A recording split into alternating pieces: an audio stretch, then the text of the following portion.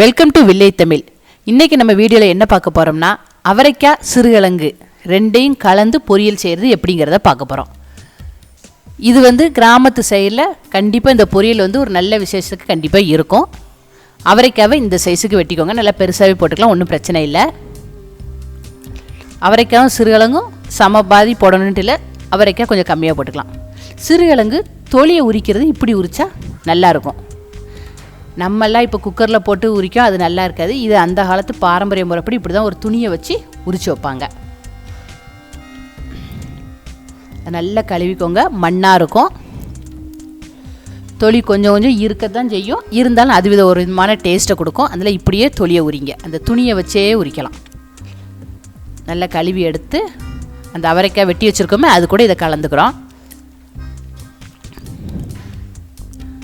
மறுபடியும் இந்த வெட்டி வச்சுருக்கிறது இன்னொரு பாத்திரத்தில் போட்டு நல்லா கழுவிக்கிறோம்.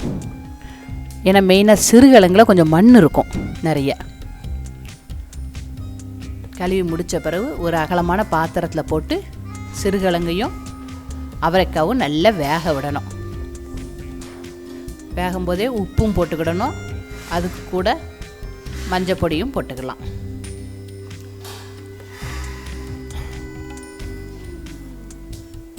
நல்லா வெந்து முடிச்சிருச்சு. அந்த பக்குவமே நம்மளுக்கு தெரியும், பார்த்த உடனே தெரியும். இப்போ அடுப்பை பற்ற வச்சு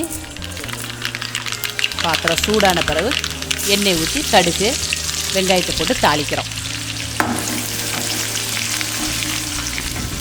தாளித்த பிறகு இந்த அவிச்சு எடுத்துருக்கோமே அவரைக்காவும் சிறுகிழங்கும் அதில் போடுறோம்.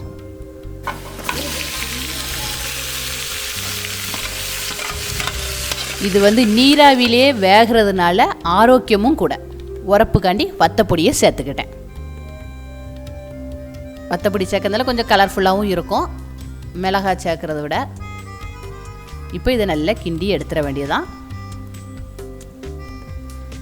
இது ஒரு சிம்பிளான பொரியல், அதே சமயத்தில் ரொம்ப டேஸ்ட்டாகவும் இருக்கும். இந்த அவரைக்காவுக்கும் சிறுகிழங்கு காம்பினேஷன் சூப்பராக இருக்குங்க. தேங்காவை திருவி வச்ச தேங்காவை மேல் டாப்பில் தூவிக்கிட்டு அதையும் கிளறிட வேண்டியதான். அவ்வளோதான், முடிஞ்சுது.